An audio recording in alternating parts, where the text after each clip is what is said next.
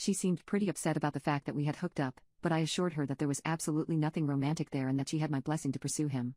She did, and after a few months, they started officially dating. She was over the moon. I was happy she was happy. I graduated and accepted a job 6 hours away from home. Shortly afterwards, Bella and Barrett ended up moving in together in my hometown. I visited them frequently at first, but life got busy, so we ended up seeing each other annually during the holidays.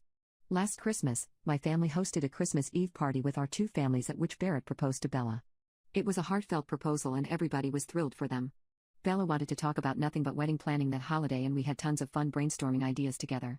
There were no signs of what was to come. Over the next few months, I expected to be formally asked to be Bella's maid of honor, as she had mentioned this over the holidays, but the ask never came. She started screening my calls.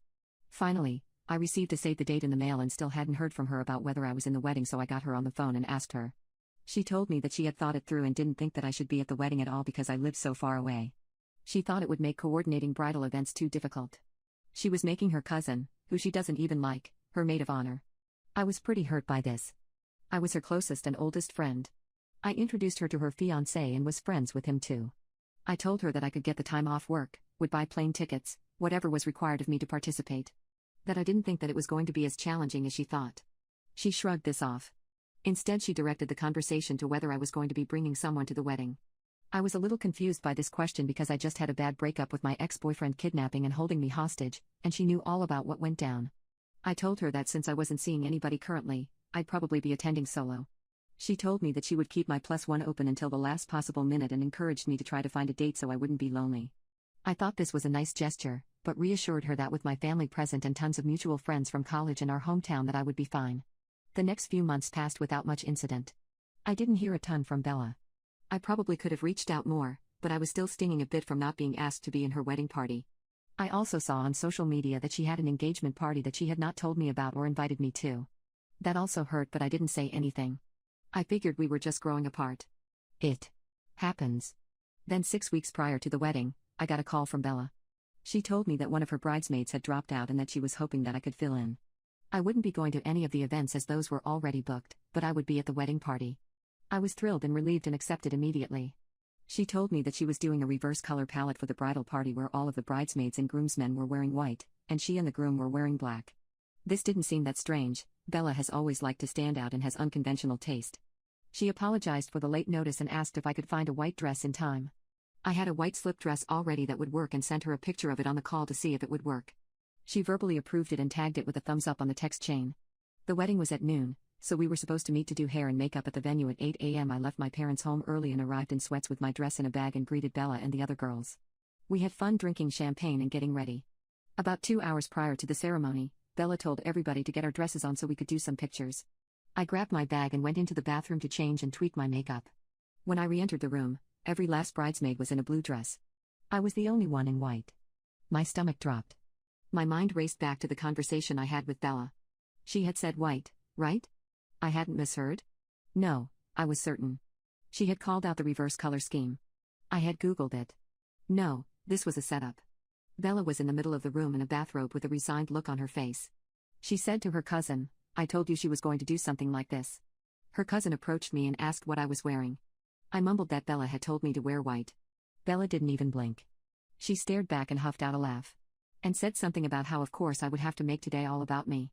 The cousin started screaming at me, going off on me about how I was jealous, in love with Barrett, and how completely unhinged I was. Honestly, I froze in that moment. I was so spun around by how fast everything went from great to crap, I couldn't even find the words to defend myself. Eventually I stammered out that I had another dress at my parents' house and could go home and change. Bella said something like, "I think we both know that this is the end of our friendship. I've given you too many chances. It's time for you to go." I started to cry. I didn't really know what was happening or what she was talking about, but I knew that whatever was going down was really bad. Finally my legs started to work again and I fled. I left all of my things at the venue and just ran to my car and went home, sobbing in the white dress. About a half hour later, my phone blew up. Texts from nearly everyone in my life, telling me that I was bitter, that I was a WHRE, that I needed to grow up and get over my jealousy, asking how I could do that to Bella. Even my mother sent me a text telling me how disappointed she was in me and that we'd talk when they got home. I did what any rational person would do in the situation.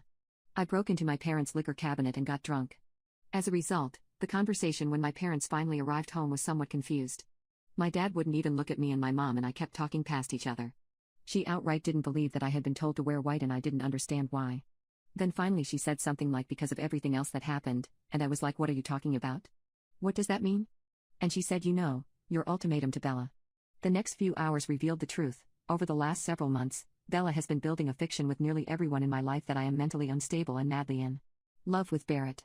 She has concocted a web of outlandish tales and systematically poisoned my family and friends against me. Apparently I told Bella that she needs to choose between me and Barrett. Never happened. Apparently I told Bella that I couldn't be in the wedding party because I couldn't support her marriage given that Barrett was meant for me. Lie. I had a major meltdown before the engagement party and that's why I wasn't there. On and on, lies on top of lies. In all of these stories, Bella has painted herself as the patient, long-suffering friend trying to deal with a friend clearly going through a tough time. She expressed understanding for my unrequited love for Barrett and empathized with how hard it must be for me to see her marry the love of my life.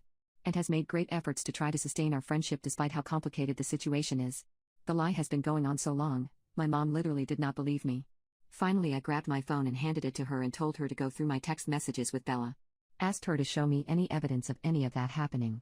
It was when she was scrolling through reading our messages that she saw the picture of the white dress I had sent Bella with her thumbs up on it.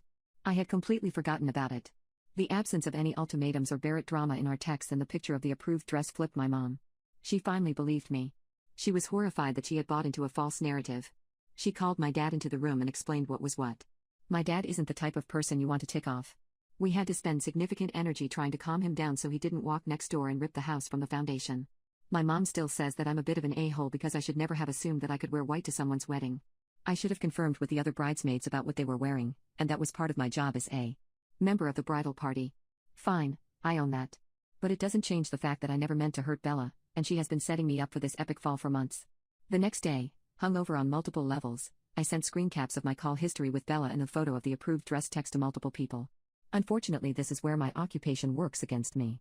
I am a graphic designer, and people believe that I photoshopped the image. Trust me, if I was going to Photoshop some proof, it would have been a hell of a lot more compelling than somebody liking an image. So pretty much nobody believes me except my mom, dad, and one of the other bridesmaids. She was there during the dress incident and she found me on social media and DM'd me that she could tell from the stunned look on my face that I was telling the truth. She said that Bella had a pretty bad case of the cold at the beginning of the year, and ever since then had changed as a person, becoming cruel and self-absorbed. She said the wedding events had been horrific and Bella was a monster and she was planning on going no contact now that it was done.